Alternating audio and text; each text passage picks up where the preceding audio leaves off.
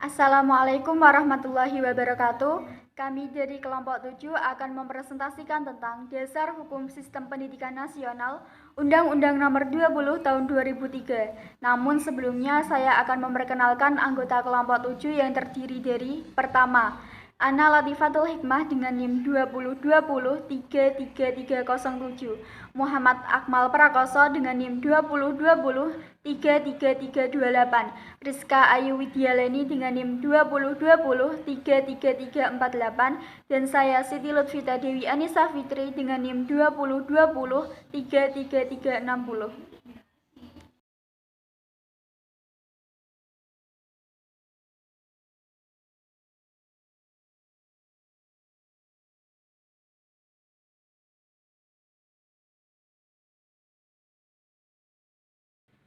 Sebelum kita membahas mengenai dasar hukum sistem pendidikan nasional, terlebih dahulu kita akan membahas pengertian pendidikan menurut Undang-Undang Nomor 20 Tahun 2003. Dalam perspektif teoritik, pendidikan seringkali diartikan dan dimaknai orang secara beragam, tergantung pada sudut pandang masing-masing dan teori yang dipegangnya. Terjadinya perbedaan penafsiran pendidikan dalam konteks akademik merupakan sesuatu yang lumrah, bahkan dapat semakin memperkaya hasanah berpikir manusia dan bermanfaat untuk pengembangan teori itu sendiri. Tetapi, untuk kepentingan kebijakan nasional, sebaiknya pendidikan dapat dirumuskan secara jelas dan mudah dipahami oleh semua pihak yang terkait dengan pendidikan, sehingga setiap orang dapat mengimplementasikan secara tepat dan benar dalam setiap praktik pendidikan.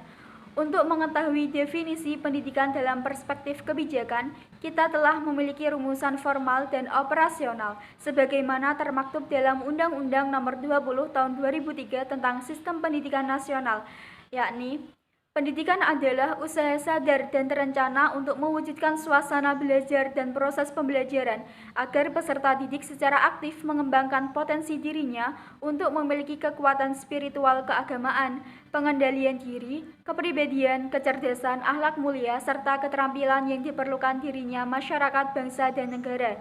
Pendidikan nasional adalah pendidikan yang berdasarkan Pancasila dan Undang-Undang Dasar Negara Republik Indonesia tahun 1945 yang berakar pada nilai-nilai agama, kebudayaan nasional Indonesia dan tanggap terhadap tuntutan perubahan zaman. Sedangkan sistem pendidikan nasional adalah keseluruhan komponen pendidikan yang saling terkait secara terpadu untuk mencapai tujuan pendidikan nasional.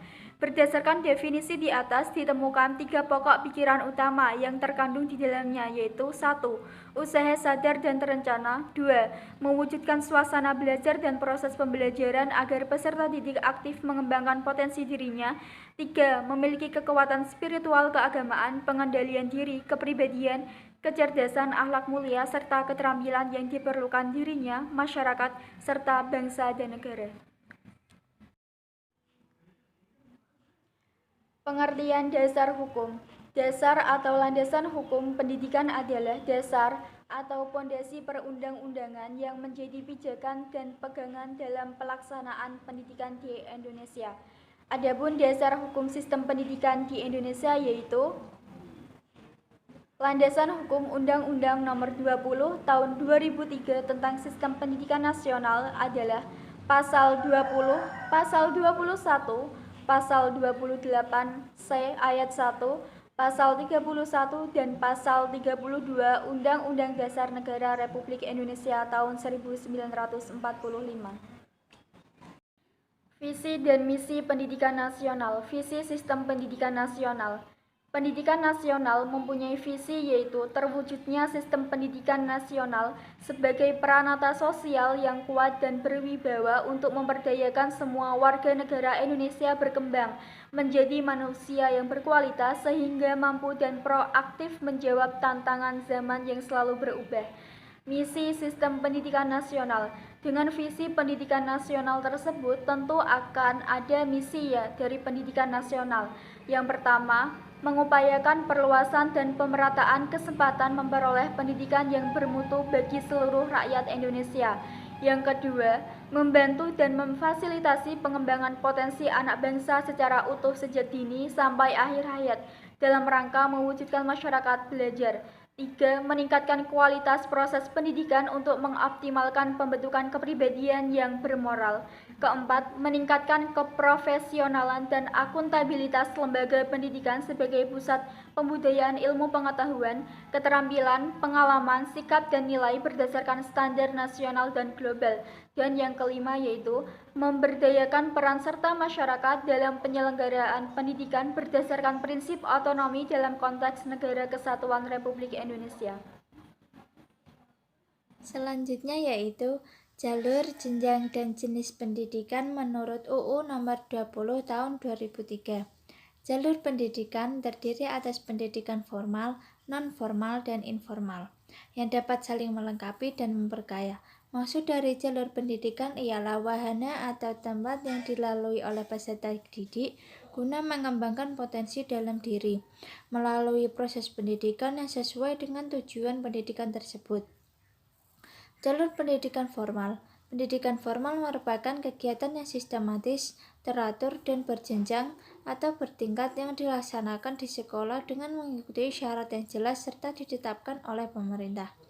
Karakteristik pendidikan formal mempunyai kurikulum yang jelas, memiliki syarat dan ketentuan tertentu untuk para peserta didik, materi yang diberikan saat mengajar memiliki sifat akademis, proses dari pendidikan formal cukup lama, bagi tenaga pengajar harus bisa memenuhi klasifikasi tertentu, para peserta didik wajib mengikuti ujian formal, pemberlakuan mengenai administrasi yang seragam atau sama, penyelenggara pendidikan bisa berasal dari pihak pemerintah ataupun pihak swasta.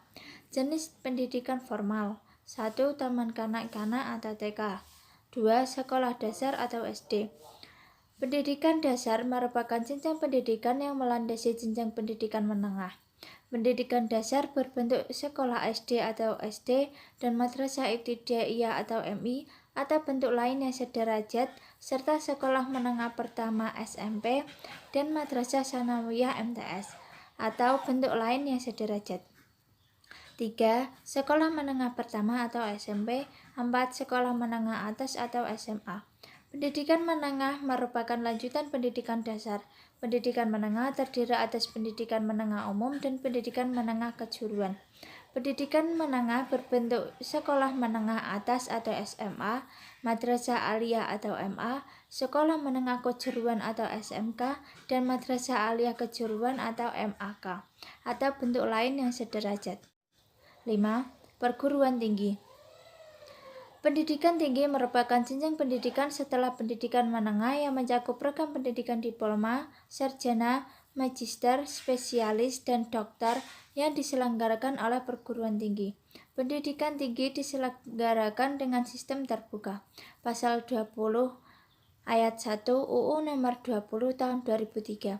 Perguruan tinggi dapat berbentuk akademi, politeknik, sekolah tinggi, institut, atau universitas. Perguruan tinggi berkewajiban menyelenggarakan pendidikan, penelitian, dan pengabdian kepada masyarakat. Perguruan tinggi dapat menyelenggarakan program akademik, profesi, dan atau vokasi. Ketentuan mengenai perguruan tinggi sebagaimana dimaksud dalam ayat. B. Jenjang pendidikan non-formal. Pendidikan non-formal diselenggarakan bagi warga masyarakat yang memerlukan layanan pendidikan yang berfungsi sebagai pengganti, penambah, dan atau pelengkap pendidikan formal dalam rangka mendukung pendidikan sepanjang hayat. Pendidikan non-formal juga berfungsi untuk mengembangkan potensi peserta didik dengan penekanan pada penguasaan pengetahuan dan keterampilan fungsional serta pengembangan sikap dan kepribadian profesional. Pendidikan ini meliputi pendidikan kecakapan hidup, pendidikan anak usia dini, pendidikan kepemudaan, pendidikan pemberdayaan perempuan, pendidikan keaksaraan, pendidikan keterampilan dan pelatihan kerja, pendidikan kesetaraan, serta pendidikan lain yang ditujukan untuk mengembangkan kemampuan peserta didik. Jenis pendidikan non-formal. Balai Pengembangan Pendidikan Luar Sekolah dan Pemuda (BPPLSP), Balai Pengembangan Kegiatan Belajar (BPKB), Sanggar Kegiatan Belajar (SKB), Lembaga Kursus, Lembaga Pelatihan, kelompok belajar, pusat kegiatan belajar masyarakat, majelis taklim, serta satuan pendidikan yang sejenis. Jalur pendidikan informal. Kegiatan pendidikan informal adalah pendidikan yang dilakukan oleh keluarga dan lingkungan berbentuk kegiatan belajar secara mandiri. Hasil dari pendidikan informal ini diakui sama dengan pendidikan formal dan non-formal setelah peserta didik lulus ujian sesuai dengan standar nasional pendidikan. Pendidikan jenis informal ini biasanya dilakukan secara mandiri dari diri sendiri karena munculnya kesadaran akan tanggung jawab dalam menerapkannya. Pendidikan informal bisa juga dalam lingkungan keluarga. Jenis pendidikan informal: agama, budi pekerti, etika, sopan santun, moral, dan sosial. Jenjang pendidikan formal terdiri atas pendidikan dasar, pendidikan menengah, dan pendidikan tinggi. Pendidikan dasar merupakan jenjang pendidikan yang melandasi jenjang pendidikan menengah. Pendidikan berbentuk sekolah dasar SD dan madrasah ibtidaiyah atau bentuk lain yang sederajat, serta sekolah menengah pertama SMP dan madrasah sanawiyah MTS atau bentuk lain yang sederajat. Pendidikan menengah merupakan lanjutan pendidikan dasar.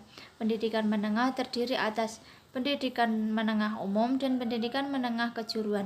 Pendidikan menengah berbentuk sekolah menengah atas SMA, madrasah aliyah MA, sekolah menengah kejuruan SMK, dan madrasah aliyah kejuruan MAK, atau bentuk lain yang sederajat. Pendidikan tinggi merupakan jenjang pendidikan setelah pendidikan menengah yang mencakup program pendidikan diploma, sarjana, magister, spesialis, dan doktor yang diselenggarakan oleh perguruan tinggi. Perguruan tinggi dapat berbentuk akademi, politeknik, sekolah tinggi, institut, atau universitas. Jenis pendidikan mencakup pendidikan umum, kejuruan, akademik, profesi, vokasi, keagamaan, dan khusus. Pada pasal 16, jalur, jenjang, dan jenis pendidikan dapat diwujudkan dalam bentuk satuan pendidikan yang diselenggarakan oleh pemerintah, pemerintah daerah, dan atau masyarakat. Peran serta masyarakat. Pendidikan adalah tanggung jawab bersama antara orang tua, masyarakat, dan pemerintah. Dengan dasar pada kata-kata bijak itu, maka perbaikan kualitas pendidikan di Indonesia menjadi beban bersama antara orang tua, masyarakat, dan pemerintah. Peran serta masyarakat dalam pendidikan meliputi peran serta perseorangan, kelompok, keluarga, organisasi profesi, pengusaha, dan organisasi kemasyarakatan dalam penyelenggaraan dan pengendalian mutu pelayanan pendidikan. Masyarakat berperan serta sebagai sumber, pelaksana, dan pengguna hasil pendidikan. Hak dan kewajiban masyarakat. Pada pasal 8 dan 9 Undang-Undang Sistem Pendidikan Nasional disebutkan bahwa masyarakat berhak untuk berperan serta dalam perencanaan, pelaksanaan, pengawasan, dan evaluasi program pendidikan. Sedangkan pada pasal 9 menyebutkan bahwa masyarakat wajib memberikan dukungan sumber daya alam penyelenggara pendidikan. Peran serta masyarakat dalam pendidikan diatur dalam pasal 54 Undang-Undang Sistem Pendidikan Nasional. Pasal 54 Undang-Undang Sistem Pendidikan Nasional menyebutkan bahwa peran serta masyarakat dalam pendidikan meliputi peran serta perorangan, kelompok, keluarga, organisasi profesi, pengusaha, dan organisasi kemasyarakatan dalam penyelenggaraan dan pengendalian mutu pelayanan pendidikan. Masyarakat dapat berperan serta sebagai sumber, pelaksana, dan pengguna hasil pendidikan. Masyarakat berperan dalam peningkatan mutu pelayanan pendidikan yang meliputi perencanaan, pengawasan, dan evaluasi program pendidikan melalui Dewan Pendidikan dan Komite Sekolah atau Madrasah. Bab 2. Pembahasan 2.1 Pendidikan menurut Undang-Undang Nomor 20 Tahun 2003. Pengertian pendidikan sebagaimana disebutkan dalam pasal 1 angka 1 Undang-Undang Nomor 20 Tahun 2003 tentang sistem pendidikan nasional adalah usaha sadar dan terencana untuk mewujudkan suasana belajar dan proses pembelajaran agar peserta didik secara aktif mengembangkan potensi dirinya untuk memiliki kekuatan spiritual keagamaan, pengendalian diri, kepribadian, kecerdasan, akhlak mulia, serta keterampilan yang diperlakukan dirinya, masyarakat, bangsa, dan negara. Sedangkan pengertian pendidikan nasional adalah pendidikan yang berdasarkan Pancasila dan Undang-Undang Dasar Negara Republik Indonesia tahun 1945 yang berakar pada nilai-nilai agama, kebudayaan nasional Indonesia dan tanggap terhadap tuntunan perubahan zaman. Jadi, pengertian sistem pendidikan nasional itu sendiri menurut pasal 1 angka 3 Undang-Undang Nomor 20 Tahun 2003 tentang Sistem Pendidikan Nasional adalah keseluruhan komponen pendidikan yang saling terkait secara terpadu untuk mencapai tujuan pendidikan nasional. Dalam perspektif teoretik, pendidikan seringkali diartikan dan dimaknai orang secara beragam, tergantung pada sudut pandang masing-masing dan teori yang dipegangnya. Terjadinya perbedaan penafsiran. Pendidikan dalam konteks akademik merupakan sesuatu yang lumrah, bahkan dapat semakin memperkaya khazanah berpikir manusia dan bermanfaat untuk mengembangkan teori itu sendiri. Tetapi untuk kepentingan kebijakan nasional, sebaiknya pendidikan dapat dirumuskan secara jelas dan mudah dipahami oleh semua pihak yang terkait dengan pendidikan, sehingga setiap orang dapat mengimplementasikan secara tepat dan benar dalam setiap praktik pendidikan. Peraturan Menteri pendukung lainnya. Adapun peraturan menteri pendukung sistem pendidikan nasional ini yaitu ada 3. Yang pertama adalah Undang-Undang Nomor 20 Tahun 2003 tentang Sistem Pendidikan Nasional. Yang kedua, Peraturan Menteri Nomor 22 Tahun 2006 tentang standar isi untuk satuan pendidikan dasar dan menengah. Yang ketiga, Peraturan Menteri Pendidikan Nasional Nomor 23 Tahun 2006 tentang standar kompetensi lulusan atau SKL.